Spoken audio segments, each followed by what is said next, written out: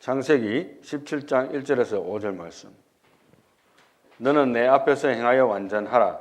Walk before me and be blameless. 라는 제목으로 말씀을 증거합니다. 본문 말씀 창세기 17장 1절에서 5절 다 같이 한 목소리로 읽도록 하겠습니다. 시작. 아브라함이 99세 때에 여호와께서 아브라함에게 나타나서 그에게 이르시되 나는 전능한 하나님이라. 너는 내 앞에서 행하여 완전하라.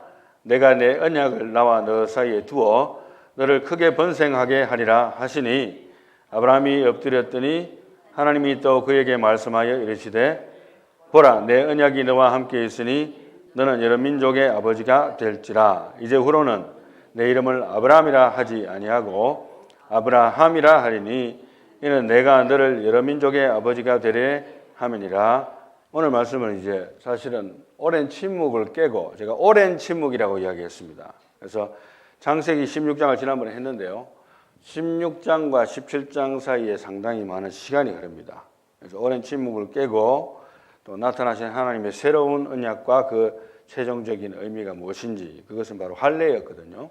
최초의 할례가 나오고 또 그리고 이제 오늘 본문 말씀 보면은 보너스로 주어진 하나님의 이삭에 대한 예언과 그 동기가 있다. 저는 보너스라는 말을 썼는데 왜 제가 그런 용어를 썼는지 설교 결론 부분에 여러분들이 아마 어느 정도는 이해할 수 있으리라고 생각이 됩니다. 이제 본문 말씀 배경을 먼저 1절부터 나오네요. 영어로 하실 수 있는 분은 다 같이 한번 읽고 해석하고 진행을 해보도록 하겠습니다. 시작. Now when Abraham was 99 years old, the Lord appeared to Abraham and said to him, I am God Almighty. Walk before me and be blameless. 아멘. 하나님께서 아브라함이 99세 때 나타나셨습니다. 지난번에 이스마엘이 몇 세 때 태어났습니까? 아브라함이 86세잖아요. 아마 86세 돼가지고 지금 99세 됐으니까 몇 년 지났습니까? 13년. 네, 13년 지난 거죠. 그래서 하나님께서 다시 나타나셨어요. 그리고 나는 전능자라 하시면서 너는 내 앞에서 걸어서 행하여서 완벽하라. And be blameless. blameless라는 것은 비난할 것이 없는 완벽한, 완전하라 이런 뜻이거든요. 그래서 이게 무슨 말인가? 이게 무엇을 의미하는가? 이렇게 한번 생각하면서 한번 진행을 해보겠습니다. 여기서 결론은 바로 내지 않고 2절 말씀 다 같이 읽겠습니다. 시작. I will establish my covenant between me and you, and I will multiply you exceedingly. 아멘.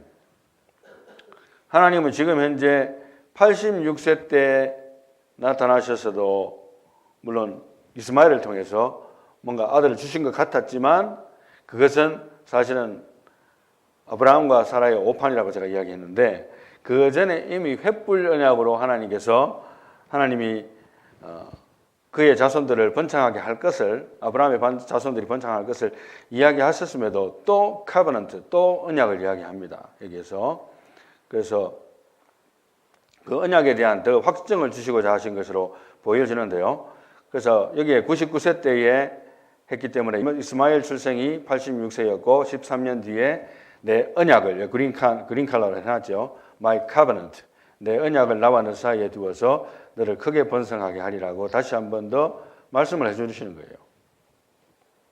왜 자꾸 언약만 하시지 하나님은 이렇게 생각할지 모르겠지만 오늘의 언약은 지난번의 언약에 대한 더 확증입니다. 자, 4절 한번 보도록 하겠습니다. 시작. Abraham fell on his face and God talked with him saying, As for me, behold, my covenant is with you and you will be the father of multitude of nations.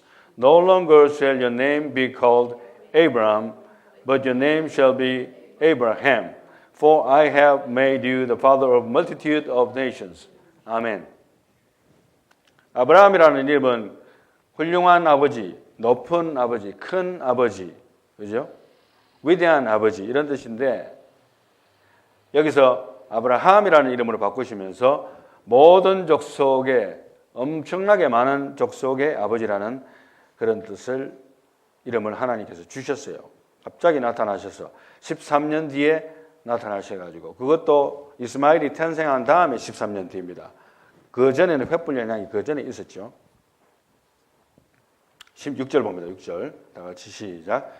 내가 너로 심히 번성하게 하리니 내가 내게서 민족들이 나게 하며 왕들이 내게로부터 나오리라. 내가 내 언약을 나와 너 및 내 대대 후손 사이에 세워서 영원한 언약을 삼고 너와 내 후손의 하나님이 되리라. 아멘. 하나님이 작정하신 것은 아브라함 너만 내가 축복하는 것이 아니고 너의 자자손손까지도 내가 그들의 하나님이 되기 위한 목적을 가지고 너와 언약을 맺겠다는 거예요. 너의 족보를 통해서 이렇게 하나님이 천지를 창조하신 하나님이 아브라함을 통해서 내가 족속들까지 하나님이 축복하시겠다 이렇게 이야기합니다. 8절 다 같이 봅니다. 시작. 내가 너와 내 후손에게 내가 거류하는 이 땅 곧 가나안 온 땅을 주어 영원한 기업이 되게 하고 나는 그들의 하나님이 되리라. 하나님이 또 아브라함에게 이르시되 그런즉 너는 내 언약을 지키고 내 후손도 대대로 지키라. 너희 중 남자는 다 할례를 받으라. 이것이 나와 너희와 너희 후손 사이에 지킬 내 언약이니라. 아멘. 횃불 언약에는 아무것도 아브라함이 할 게 없었어요. 사실은 그 재물을 준비하는 건 했어야 되죠. 그렇지만은 그 재물 사이로 지나가는 것은 하나님이 불로 지나가셨어요. 그런데 여기서는 이제 본격적으로 하나님께서 할례를 행하게 하십니다. 할례를 아브라함이 몇 세 때 행했습니까? 99세. 이거 기억하기 좋잖아요. 이삭을 낳기 전에 한번 치러야 될 마지막 결정적인 하나님의 언약이 뭐였는가 하면은 할례였어요. 그리고 할례의 특성은 제가 관로하고 밑에 해놨는데요. 언약이기도 하지만 이것은 명령입니다. 명령. 하나님이 내가 다 할례 행해 줄 테니까 너희들 가만히 있어. 이게 아니고 너희들이 할례를 행하라고 했어요. 너희들이. 그리고 이것은 계명적인 차원이 있습니다. 명령이기 때문에 반드시 하나님의 백성이면 지켜야 될 언약이라는 거예요. 그게 표라는 거예요. 11절 다 같이 봅니다. 시작. 너희는 포피를 베어라. 이것이 나와 너희 사이의 언약의 표징이니라. 너희의 대대로 모든 남자는 집에서 난 자나 또는 너희 자손이 아니라 이방 사람에게서 돈으로 산 자를 막론하고 난 지 8일 만에 할례를 받을 것이라. 너희 집에서 난 자든지 너희 돈으로 산 자든지 할례를 받아야 하리니 이에 내 언약이 너희 살에 있어 영원한 언약이 되려니와 할례를 받지 아니한 남자 곧 그 포피를 베지 아니한 자는 백성 중에서 끊어지리니 그가 내 언약을 배반하였음이라. 아멘. 할례를 다 행하라는 거예요. 포피를 베라. 오늘날 말하면은 포경 수술입니다. 난지 8일 만에. 그래서 그것을 반드시 지켜야 된다. 너희 중에 있는 이방인들조차도 행하게 해라. 이렇게 이야기를 했습니다. 그 언약을 지키지 않는 자는 하나님의 백성 중에서 제외시킨다고 하나님께서 말씀을 하셨어요. 그렇게 이야기했고 또 15절 다 같이 봅니다. 시작. 하나님이 또 아브라함에게 이르시되 내 아내 사레는 이름을 사레라 하지 말고 사라라 하라. 여기서 아셔야 될 것은 아브라함과 사라의 나이 차이가 몇 살입니까? 10살 차이잖아요. 그러니까 계산 간단하게 나오잖아요. 지금 현재 아브라함이 99세니까 지금 현재 사라의 나이는 89세. 지금 현재. 그리고 아브라함이 100세가 되면은 자동으로 사라의 나이는 90세 이렇게 되는 겁니다. 계산이 아주 쉽게 돼 있어요. 그렇게 해서 10살 차이가 나는 걸 알고 계산하시면은 이해가 될 것입니다. 이제 사라의 나이를 했는데 제가 왜 그 밑에 또 참고로 사라가 애굽에 내려갔었을 때의 나이를 내가 적어놨을까요? 그것은 이제 정확하게는 알 수 없는데 왜 이제 그때 우리가 설교할 때 제가 언급을 안 했습니다만은 그 가나안 땅에 온 지 얼마 안 돼서 아브라함이 가나안 땅에 갔을 때 나이가 75세지 않습니까? 근데 사라의 나이는 그럼 65세잖아요. 그러면 65세인데 애굽 땅에 기근이 들어서 그 가나안 땅 초기에 기근이 생겨가지고 애굽으로 피난 갔지 않습니까? 먹고 살려고. 그런데 그때의 사라의 나이는 65세가 넘은 나이예요. 65세가 넘은 나이인데도 불구하고 애굽 왕이 탐을 내고 온 사람들이 탐을 냈었던 이야기가 나오는데 그때 당시만 하더라도 자녀를 생산할 수 있는 능력이 있었지 않은가 우리가 짐작할 수 있습니다. 그렇게 생각을 하고 일단 넘어가 보겠습니다. 16절 다 같이 봅니다. 시작. 내가 그에게 복을 주어 그가 내게 아들을 낳아주게 하며 내가 그에게 복을 주어 그를 여러 민족의 어머니가 되게 하리니 민족의 여러 왕이 그에게서 나리라. 아멘. 원래 사레의 이름은 그냥 나의 공주 이런 뜻입니다. 그렇지만은 이제 사라라고 바뀌면 그 뜻이 모든 민족의 공주, 한 나라의 공주 뜻이 모든 민족의 공주 이런 뜻이 되는 거예요.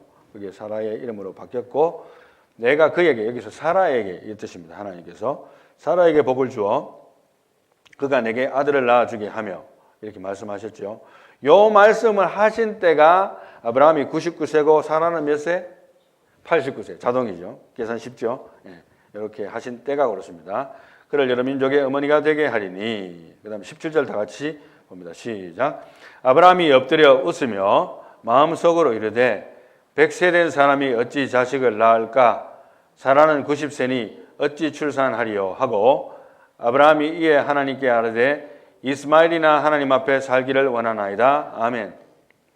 사람이니까 아브라함도 지금까지 이제 헷불 언약 이후에 하나님께서 물론 여종 하가를 통해서지만 이스마엘을 주셨지 않습니까? 물론 쫓겨났다가 다시 오기도 했지만 이스마엘을 데리고 13년 동안 얼마나 기염을 받았을지 여러분 한번 생각해 보세요. 노년에 유일하게 하나님께서 주신 자식이니까 뭐 하가를 통해서 줬든 어떻게 됐든 아브라함의 얼마나 마음에 위안이 됐겠습니까? 물론 이제 사라의 마음은 속으로 엄청나게 타들어갔겠죠. 그렇지만 그럼에도 불구하고 아이니까 뭐 죄가 있습니까? 사랑하고 뭐 있었겠죠. 그런데 이제 하나님이 이렇게 말씀하시니까 아브라함이 엎드려 웃으며 마음속으로, 실제로 말하는 게 아니고 마음속으로 했는 게 이제 모세가 기록한 거예요. 100세 된 사람이, 내년이면 100세인데 이 뜻이에요. 내년이면 100세인데 어찌 자식을 낳을까? 사라는 내년이면은 90세가 되는데 어찌 출산하리요? 이렇게 이제 속으로 생각을 하는 겁니다. 그래서 하는 말이 하나님께 말을 합니다. 이스마엘이나 하나님 앞에 살기를 원하나이다. 그쯤 할만합니다. 지난번에도 제가 이야기했듯이 아브라함이 믿음이 없는 건 아니에요. 하나님에 대한 믿음이 없는 건 아닌데 처음에는 다메섹 사람 엘리에셀이나 뭐 내 후사가 되겠네요. 그러니까 하나님이 아니다. 네 몸에서 날짜가 너의 후사가 될 것이다. 그렇게 횃불 언약 주시고 그 다음에는 사라를 통해서 하가를 여종을 빌려서 이스마엘이 태어났지 않습니까? 그렇게 13년을 기르면서 즐거움을 보고 있는데 이스마엘이나 하나님 앞에서 살기를 원합니다. 이렇게 이야기를 하게 된 거예요. 이스마엘이나 하나님 앞에 살기를 원하나이다. 19절 다 같이 봅니다. 시작. 하나님이 이르시되 아니라 내 아내 사라가 내게 아들을 낳으리니 너는 그 이름을 이삭이라 하라. 내가 그와 내 언약을 세우리니 그의 후손에게 영원한 언약이 되리라. 이스마엘에 대하여는 내가 내 말을 들었나니 내가 그에게 복을 주어 그를 매우 크게 생육하고 번성하게 할지라. 그가 12두령을 낳으리니 내가 그를 큰 나라가 되게 하려니와. 아멘. 하나님은 아니라는 거예요. 이스마엘 no. 이스마엘이나 하나님 앞에 살기를 원합니다. 이렇게 이야기했을 때 no. 그게 아니라는 거예요. 그리고 이제는 확실하게 하나님은 누가? 사라가 분명히 전에는 네 몸에서 날짜라고만 해서 좀 광범위하게 표현을 하셨지만은 이번에는 네 안에 사라를 통해서 아들을 낳게 될 것인데 이름까지 지어줬어요. 이름은 뭡니까? 이삭이라 해요.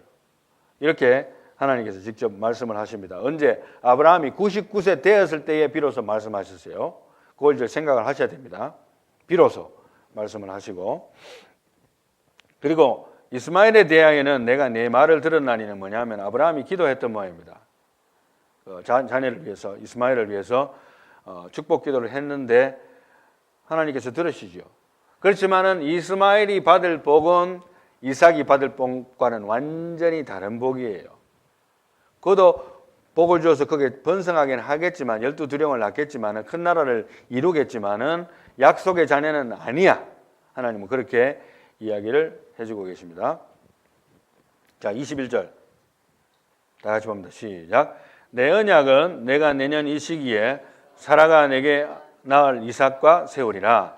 하나님이 아브라함과 말씀을 마치시고 그를 떠나 올라가셨더라. 이에 아브라함이 하나님이 자기에게 말씀하신 대로 이날에 그 아들 이스마엘과 집에서 태어난 모든 자와 돈으로 산 모든 자 곧 아브라함의 집 사람 중 모든 남자를 데려다가 그 포피를 베었으니 아브라함이 그의 포피를 벤 때는 99세였고 그의 아들 이스마엘이 그의 포피를 벤 때는 13세였더라. 아멘. 86세에 이스마엘이 태어났고 13년 뒤에 하나님이 나타나셔서 이삭에 대한 예언을 하시면서 할례를 명령하셨어요. 이것이 이제 마지막 언약입니다. 할례가. 그렇게 해서 하나님께서 언약을 확고히 굳히는데 아브라함이 99세 때 할례를 행했고 그리고 이스마엘은 13세 때라고 분명히 시기를 이야기를 해주고 있습니다. 자, 26절 다 같이 봅니다. 시작. 그날에 아브라함과 그 아들 이스마엘이 할례를 받았고 그 집의 모든 남자 그 집에서 태어난 자와 돈으로 이방 사람에게서 사온 자가 다 그와 함께 할례를 받았더라. 아멘. 이제 모든 사람들이 다 할례를 받은 거예요. 하나님의 명령에 따라서 있는 그대로 순종을 했습니다. 그래서 여기에서 이제 언약의 표가 육체에 있다고 제가 밑에 메모를 해놓았는데요. 언약의 표가 육체에 있다는 것은 그 육체적으로 행한 것이잖아요. 피를 흘린 것이잖아요. 이것은 예수 그리스도의 피를 상징을 합니다. 예수 그리스도의 피를 상징하고 out of sight, out of mind. 우리가 하나님을 섬기는데도 어느 정도는 적용이 돼요. 그래서 하나님께서 창세 전부터 곰곰이 생각하시는 가운데 이스라엘 백성들 예수 그리스도가 오시기 전에 확실하게 그들을 인칠 수 있는 방법이 무엇인가? 그것은 그들의 몸에 표를 두는 것이었어요. 그게 뭐냐 하면 할례예요. 말로는 안 되는 거예요. 말로는. 그죠? 심지어 기록된 성경이 있어도 뭔가가 표가 있어야 되는데 그 표가 몸에 있게 한 거예요. 예수 그리스도의 피를 상징하는 그 표가 그들의 육체에 있음으로써 그들이 하나님의 백성이 된다는 것을 인정한다는 거예요. 얼마나 놀라운 것인지 몰라요. 그들의 인격과 그들의 사고방식과 그들의 신앙 수준과 상관없이 그들을 구원하는 only condition이 할례였어요. 예수님이 오시기 전에는. 그럼에도 불구하고 이제 예수님이 오시고 난 다음에는 믿음의 할례가 나타나는데 하여튼 그것은 이제 로마서에서 많이 다루었기 때문에 간단하게 그렇게 이야기하고 맙니다. 하여간 그렇게 이제 언약의 표가 육체에 있게 하셨고요. 그 다음에 이제 하나님의 방법에 의해서 이 모든 일이 이루어졌는데 오늘 이제 설교 본문에 verse 1, 1절 말씀, 17장 1절 말씀에 walk before me 라고 했지 않습니까? walk before me. 그래서 내 앞에서 행하라. 이런 하나님의 말씀이잖아요. 그러면은 내 바로 앞에서 걸어가라. 이런 뜻으로 해석하기보다는, 그죠? 그런 뜻이라기보다도 at the side of me. 내 앞에서 이런 뜻이에요. 내 앞에서. 내 면전에서 하나님께서 그렇게 이야기를 해 주십니다. 내 앞에서 행하라 이런 뜻인데 그것은 곧 믿음을 상징합니다. 이제 결론을 내려야 되는데요. 결론에 대한 비유적인 표현은 제가 제사법보다는 제사를 이렇게 적어놨지만 구체적으로 한다면 하나님의 기도 응답보다도 하나님을 더 신뢰하라. 이것이 오늘의 결론입니다. 하나님의 기도 응답보다는 하나님을 더 신뢰하라. 한번 생각을 해보도록 하겠습니다. 아브라함의 인생을 생각하면서 이스마엘의 출생 이후에 86세 때 이스마엘이 출생한 이후에 아브라함의 13년의 세월 13년의 세월이 흘렀습니다. 하나님과의 교제가 끊어진 듯 보이는 그 하나님의 침묵의 시기죠. 그러나 이제 아브라함은 하나님 당신에 대한 신뢰를 저버리지는 않았다고 봅니다. 이게 이제 중요한 포인트예요. 하나님이 아브라함의 심장을 심도 깊게 회부하면서 관찰할 수 있는 그 13년간의 시기에서 아브라함이 불합격을 했다면 하나님은 다시 오지 않았을지도 모릅니다. 물론 이제 우리의 그냥 일반적인 추론인데 아브라함이 믿음을 지키고 인내했기 때문에 합격했기 때문에 드디어 13년 뒤에 하나님은 그 약속하신 대로 드디어 침묵을 깨고 하나님의 완전하신 뜻과 언약의 재확인과 완성, 그러니까 할례를 통해서 완성하시는 것을 향해서 이제 접근하신 시기가 된 것입니다. 아브라함과 사라의 자녀 생산 능력이 동시에 완전히 끊어질 때예요. 참 재밌는 것은요. 아브라함이 믿음을 지키고 동시에 사라도 믿음을 지켰다고 봅니다. 두 사람이 다. 인간적인 생각으로는 이제 이스마엘에 의해서 완전히 안주할 수 있는 단계까지 됐어요. 하나님이 우리에게 주신 것이 이스마엘인가 보다. 그래, 여기까지네. 이 정도 이제 생각을 할 수 있겠죠. 그렇다고 해서 아브라함과 사라가 하나님의 존재나 하나님에 대해서 저버린 것은 아니에요. 그 믿음 자체를 떠난 건 아니에요. 그게 이제 중요한 것을 우리가 생각을 해야 되고, 아울러서 이제 그 사라의 축복은 무엇인가? 여기 본문 말씀 보면 아브라함만 이름을 바꿔준 것이 아니고 사라도 이름을 바꿔줬지 않습니까? 사레에서 사라로 이름을 바꿨습니다. 열국의 어미, 열국의 공주가 되는 축복을 받은 그 사라의 순종에 대한 생각을 안 해볼 수가 없는데요. 그 하나님에 대한 순종이 아브라함에 대한 절대적인 순종으로 나타났던 순종의 모범이에요. 하나의. 우리 성경 가운데서 물론 다른 많은 여인들의 이야기가 나오고 또 훌륭한 여성들이 나오지만 특별히 사라라고 하면 순종의 모범입니다. 모범생, 모범생. 베드로전서 3장 6절 이렇게 말합니다.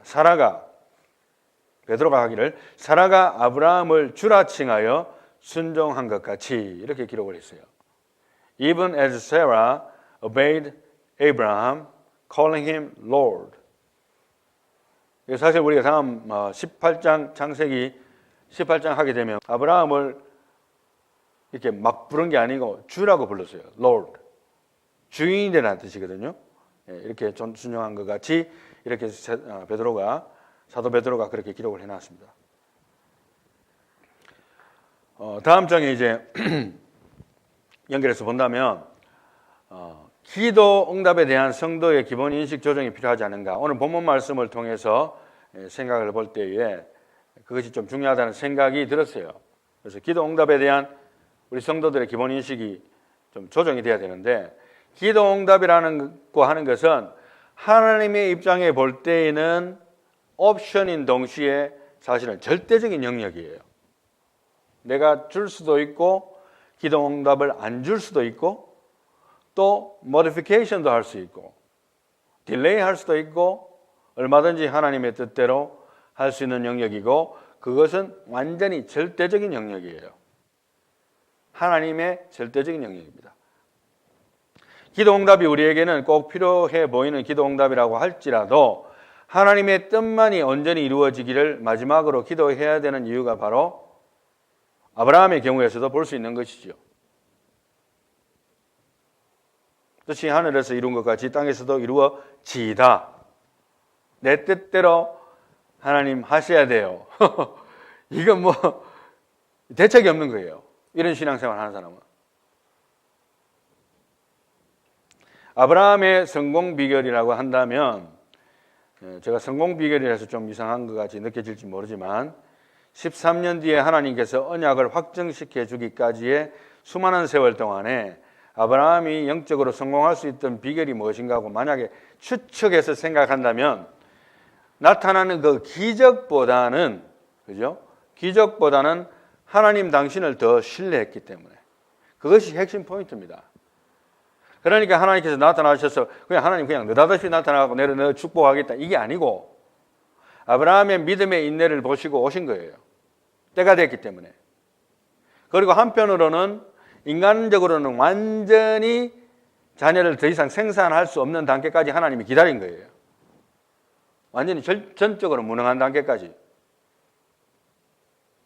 여성으로서 경수는 완전히 끊어졌고 옛날에 끊어졌고 아브라함도 너무 늙었고 99세입니다. 기도 응답도 기대하지만 하나님에 대한 신뢰와 사랑으로 항상 감사해야 되는 이유의 샘플이 바로 아브라함에게 나타나신 17장의 하나님이 아닌가 이런 생각이 드는데요. 여기에 보면은 보너스와 최종적인 언약의 선언이라고 제가 초기에 이야기했는데 이제 보너스에 대해서 한번 이야기를 봅시다. 하나님의 최종적인 선언으로서 언약의 최종적인 언약으로 할례를 선언하시고 그것으로 내가 너희를 구원하겠다 하셨는데 이것이 사실은 핵심이에요. 그런데 거기에 또 하나님은 보너스를 주십니다. 물론 언약과 연결되는 보너스예요. 전혀 관계없는 건 아니에요. 그렇지만은 보너스를 주시는데 아브라함과 그 온 후손의 축복이고 구원인데 이스마엘을 통해서 하나님께서 축복을 해주셔가지고 수많은 일을 번식시켜가지고 약속의 자녀가 되게 하는 것이 아니고 90세가 된 노인 사라와 100세가 된 아브라함을 통해서 실질적인 자녀가 생성하는데 그 이름을 이삭이라 하겠다고 분명히 구체적으로 약속해 주신 것이 바로 보너스입니다.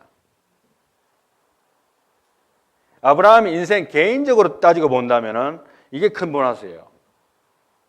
물론 약속의 조상이 됐죠. 너무나 큰 하나님의 약속의 조상인데 하나님이 계속 뜸을 들인 거예요. 뜸을 들이고 또 뜸을 들이고 나중에 답답할 때쯤 됐을 때는 심지어 사라의 아이디어를 듣고 하가를 통해서 이스마엘이 태어나게 하고 하나님이 아브라함에게 위로를 좀 주셨어요.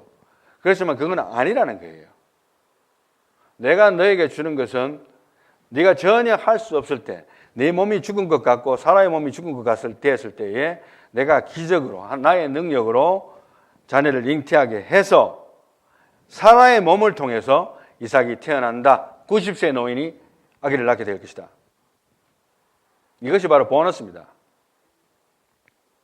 최종적인 언약은 구원과 관련된 치명적인 언약이었죠. 예수 그리스도의 피가 없으면 우리가 구원을 못 받는다듯이 할례가 없으면 하나님의 백성에서 다 잘려버리는 거예요. 우리가 교회 열심히 다니는 것이 구원의 조건이 안 되고, 그렇죠? 교회 헌금 많이 하는 것도 구원의 조건은 아니에요. 구원의 조건은 뭐냐 하면 예수 그리스도의 피를 믿음으로 우리가 할례를 받은 겁니다. 영적인 할례를 받은 겁니다. 이게 로마서에서 이야기하는 거지 않습니까? 우리 로마서 했습니다만. 그래서 천국이 좋습니까? 이 땅이 좋습니까? 물었을 때에 우리가 대답할 때에 천국이 좋다는 것이 마음에서 일어나듯이, 그죠? 아브라함의 언약이 얼마나 치명적인가를 판가름할 수 있는 그 기준은 무엇인가 하면 아브라함이 기도 응답이 되는 자기 자녀의 축복과 하나님의 기적적인 능력과 모든 권세보다도 하나님 당신을 더 신뢰했다는 것, 하나님 당신을 그 믿는 그 믿음을 더 신뢰했다는 것, 그와 마찬가지로 하나님의 기도 응답이나 나의 기도 제목이 응답받는 것보다는 하나님을 더 신뢰함으로 말미암아 하나님의 약속을 보장받고 또 보너스도 받을 수 있는 영적 축복의 사람이 될 수 있기를 예수님의 이름으로 축원합니다. 다 같이 한번 기도하겠습니다.